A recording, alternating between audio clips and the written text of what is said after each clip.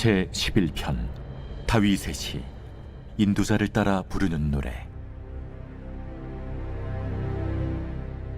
내가 여호와께 피하였거늘 너희가 내 영혼에게 새같이 내 산으로 도망하라 함은 어찌함인가. 악인이 활을 당기고 화살을 시위에 먹이며 마음이 바른 자를 어두운 데서 쏘려 하는도다. 터가 무너지면 의인이 무엇을 하랴. 여호와께서는 그의 성전에 계시고 여호와의 보좌는 하늘에 있으며 그의 눈이 인생을 통촉하시고 그의 안목이 그들을 감찰하시도다. 여호와는 의인을 감찰하시고 악인과 폭력을 좋아하는 자를 마음에 미워하시도다. 악인에게 그물을 던지시리니 불과 유황과 태우는 바람이 그들의 잔에 소득이 되리로다. 여호와는 의로우사 의로운 일을 좋아하시나니 정직한 자는 그의 얼굴을 배우리로다.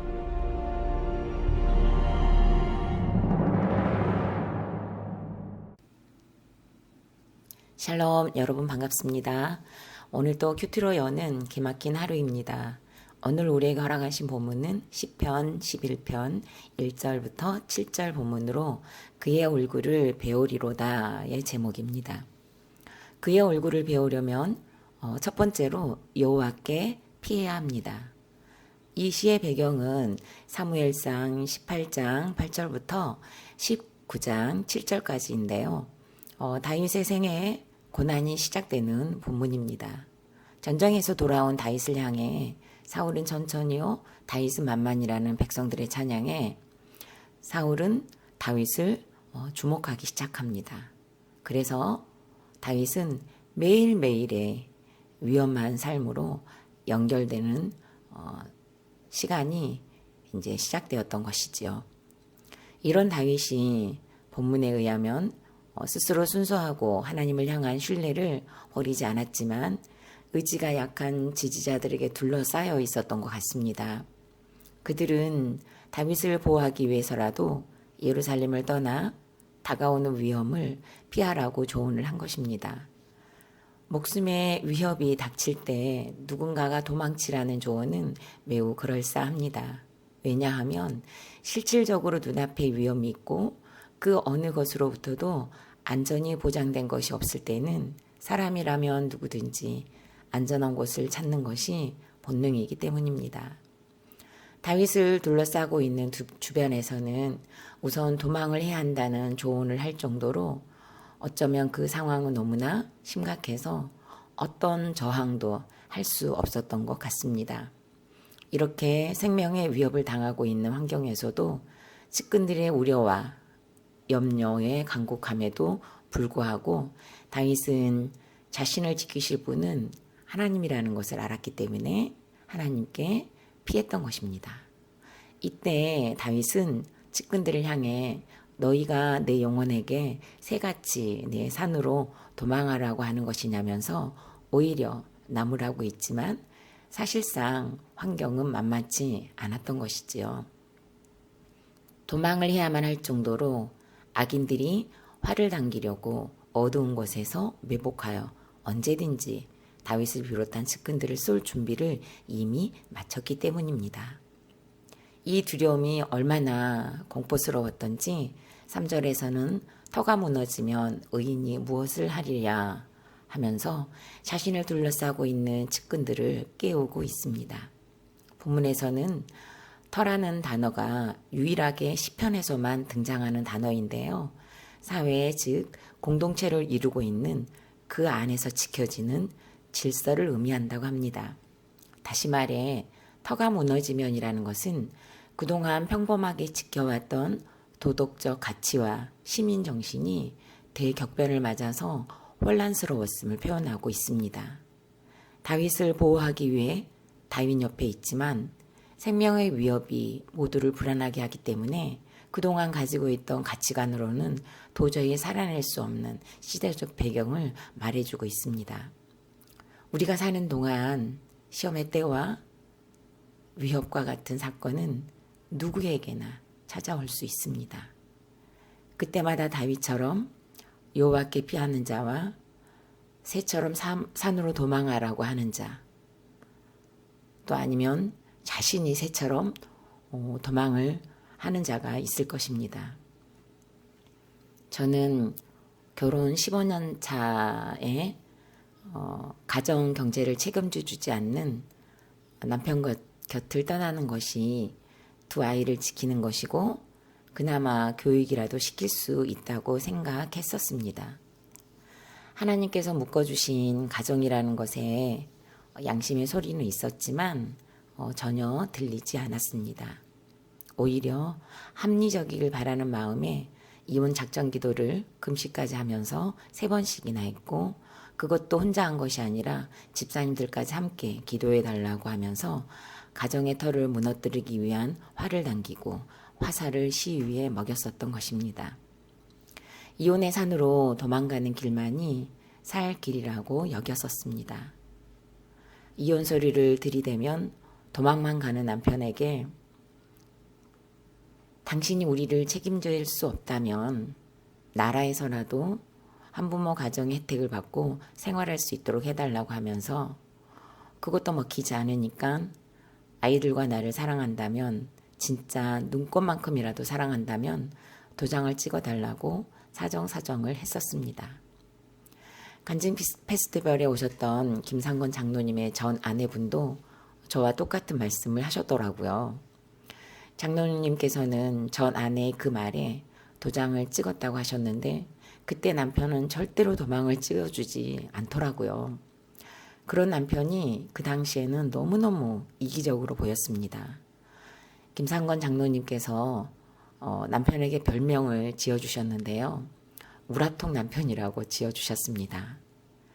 남편 때문에 남편 주인은 우라통이 터지지만 그 우라통 때문에 가정을 살렸다고 하시는데 정말 인정이 되었습니다. 끝까지 도망 다니면서 도장을 찍어주지 않을 때 저는 정말 우라통이 터졌습니다. 제가 보기에는 남편이 이혼하지 않으려고 도망하는 것 같았지만 그것은 결국 여호와께 피하는 적용이었었고 사실상 저야말로 가정의 터를 무너뜨리고 이혼의 산으로 도망하려는 새였다는 것이 다시 한번 깨달아집니다. 남편이 여호와께 피하는 도망 덕분에 저희 가정의 터는 무너지지 않았습니다.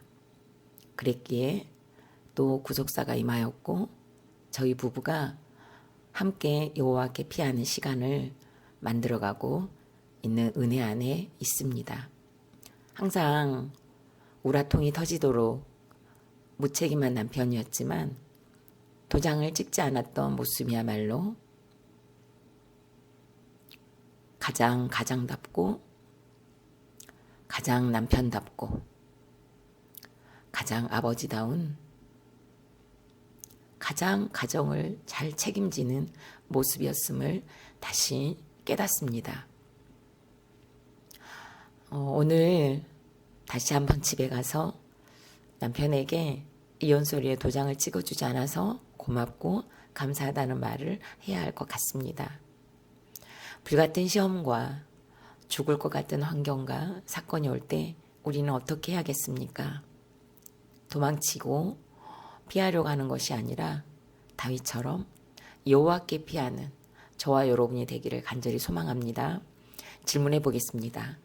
감당하기 힘든 사건에서 도망가고 싶었던 나의 산은 어디입니까? 구원의 터, 기도의 터, 큐티 묵상의 터, 조경의 터, 목장 모임의 터, 기다림의 터 등등이 무너져 있진 않습니까? 세워야 할 터는 무엇입니까? 두 번째로는 숨을 곳이 없다는 것을 알아야 합니다. 다윗은 두려움에 떨고 있는 측근들을 향해 하나님께 다시 초점을 맞추도록 하고 있습니다. 이 땅 어디에도 악인의 화살이 없는 곳은 없다는 사실을 깨달은 다윗은 여호와께 피하자 하늘에 있는 여호와의 보좌가 보이기 시작합니다. 자신이 체험했던 것을 확신을 가지고 담대히 외치면서 여호와의 눈이 우리 모두를 헤아리고 살피고 계실 뿐만 아니라 두려움으로 몰고 가는 그들의 모든 것을 감찰하신다고 합니다. 즉 분석한다는 것입니다. 주위를 보면 악인이 온 땅을 다스리는 것 같지만 하나님께서는 하늘 보좌에서 우리 인생을 통촉하십니다.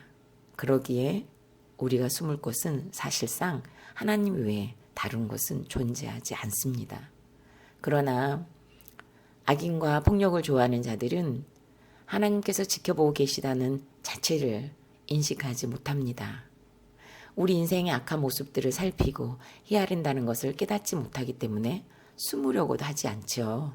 오히려 고개를 내물고 부끄러워하지도 않는 것입니다. 다윗은 여호와께서 불꽃 같은 눈으로 자신을 감찰하심을 알고 있었습니다. 악인에게도 불꽃 같은 눈으로 분석하심을 알았습니다. 그러기에 악하고 폭력적으로 횡포를 휘두르는 자들을 보며 그것은 하나님께서 미워하는 것이라고 했고, 그러기에 다윗은 아기처럼 똑같은 폭력을 취하지 않았던 것입니다. 하나님께서는 우리를 날마다 한결같이 불꽃 같은 눈으로 지켜보고 계시는데 죄로 가득한 우리의 눈과 마음 때문에 하나님을 보려고 하지 않고 그래서 보지 못하고 뵙지 못한다는 것을 알아야 합니다. 질문해 보겠습니다. 무섭고 두려운 사건으로 하나님이 계시지 않는다고 여겼던 때가 있었습니까? 나를 감찰하신다, 즉 분석하신다는 말씀 앞에 위로가 됩니까? 두려움이 됩니까? 세 번째로는 정직한 자가 그의 얼굴을 배울 수 있습니다. 세 번째 대제에 대한 설명은 큐티인의 해설을 옮겨 사용하도록 하겠습니다. 너무도 선명해서 또 다른 살을 붙이지 않아도 될 만큼 은혜가 되어 그대로 옮깁니다. 큐티인을 가지고 계신 분들은 오늘은 특별히 자주 읽어보시는 적용을 해보시라고 권해드리고 싶습니다. 읽어드리겠습니다. 현재의 고통에 압도되어 불안해하고 갈등하던 다윗이 하늘에 있는 여호와의 보좌를 바라보며 하나님의 섭리에 자신을 맡기자 여호와의 의를 깨닫고 기뻐합니다. 하나님은 어두운 데서 화살을 쏘는 악인에게 그물을 던지실 것입니다. 폭력과 거짓으로 사람을 해하고 소득을 얻는 자들에게 불과 유황을 내리실 것입니다. 내가 그물에 엉켜 불과 유황을 소득으로 받는 사건에서 나의 불신과 폭력을 회개하고 주의 심판이 참되며 의롭다고 고백하는 것이 의로운 일입니다.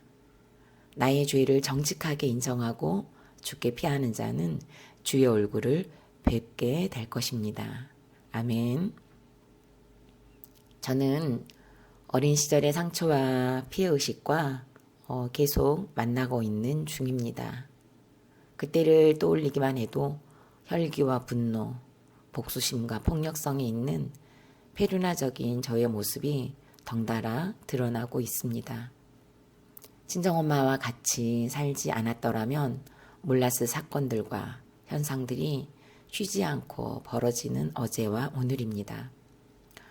어제는 엄마께서 효자라고 칭하고 있는 둘째 남동생과 오랜만에 긴 통화를 하면서 자신도 어린 시절에 엄마가 항상 무서웠었고 성인이 될 때까지 스킨십이 어려웠기에 다가가는 것이 힘들었다고 했습니다. 하지만 나이가 드신 부모님을 보고 자신도 나이가 들면서 자식이기 때문에 다가가기 위해 노력했고 지금도 여전히 노력해야 한다고 했습니다. 자식인 우리가 엄마에게 받은 상처 때문에 무서워하고 불편해하는 것처럼 엄마는 부메랑처럼 돌아오는 자식들의 모습을 보면서 상처를 받는다고 했습니다. 동생은 엄마가 자식들에게 잘한 것은 그리 많지 않지만 다른 부모님들에 비해 최고로 잘한 것이 있는데 그것은 바로 예수를 믿었다는 것이라고 했습니다. 그렇게 무섭고 자기 중심적인 분이 그런 엄마가 인생에서 가장 탁월한 선택을 했다면서 어떤 부모님들은 자식들에게 최고로 해주면서도 최악의 선택으로 예수를 믿지 않는 부모님들이 있는데 그러고 보면 우리 엄마는 탁월한 선택으로 성공한 인생을 사신 것이라고 하며 호탕하게 웃어주었습니다. 상처와 피해의식의 구물에서 허우적거리며 불과 같고 유황과 같은 태울 것밖에 없는 것 같은 지난 시간들이 어제의 잔에 가득했는데 동생의 말 한마디 한마디가 여호와는 의로우사 의로운 일을 좋아하시는 모습으로 저에게 임하시는 시간이었던 것 같습니다. 대화의 마지막에 엄마가 예수를 믿었다는 것이야말로 기적이라고 서로 나누며 그래서 아버지도 잃어버린 신앙을 다시 회복할 수 있었다고 했습니다. 그럼에도 지금 방문을 열고 나가서 엄마 얼굴을 보면 순식간에 무너진다고 고백을 하며 또 서로 웃었습니다. 너무 고맙고 감사한 시간이었고 여호와의 얼굴을 배우는 시간이었다고 생각합니다. 정직한 자는 여호와를 아는 자입니다. 정직한 자는 자기 인생에서 예수 그리스도를 구주로 영접한 사람입니다. 하나님은 자기 백성을 주목하십니다. 오늘 우리 모두 하나님의 얼굴을 뵙는 자녀들이 되시기를 간절히 소망합니다. 질문해 보겠습니다. 내 인생의 잔에는 어떤 것이 가득했으면 좋겠습니까? 오늘 나를 돕고 있는 그물과 같은 사건, 불과 유황 같은 문제가 있습니까? 이 사건과 문제가 하나님의 얼굴을 보는 거울이라는 것이 믿어지십니까? 마지막으로 10월 29일 보석상자입니다. 믿음의 공동체에서 한 사람의 아픔과 죄와 슬픔은 모두의 것입니다. 나 한 사람이 우리 가정을, 우리 교회를, 우리 직장을 전부 살리기도 하고 죽이기도 합니다. 아멘. 다 함께 기도드리겠습니다. 살아계신 하나님, 감사합니다. 구속사를 모르던 시절 하나님께서 허락하신 가정을 이루었으면서도 이혼의 산으로 도망가려 하고 가정의 터를 무너뜨리기 위해 공동체와 더불어 이혼을 위한 작전 기도까지 한 참으로 악한 저였습니다. 우매하고 악했던 저를 용서하여 주옵소서. 우리 인생의 어느 곳에도 하나님의 계시지 않는 곳이 없습니다. 우리를 분석하시며 죄인된 우리 인생을 통촉하시는 하나님의 사랑을 받고 오늘을 사는 저희들에게 하나님을 볼 수 있는 힘과 은혜를 말씀을 통하여 날마다 부어 주시옵소서. 그물과 같은 사건, 불과 유황 같은 문제 속에서 하나님의 얼굴을 배우는 구원이 사건이 되도록 우리를 도와주시옵소서. 오늘 우리 입술에서 예수 그리스도는 나의 구주가 되십니다. 하나님께서는 살아계십니다라는 정직한 고백이 샘솟는 하루가 되게 하여 주옵소서. 우리의 구주가 되시는 예수 그리스도 이름으로 기도드립니다. 아멘.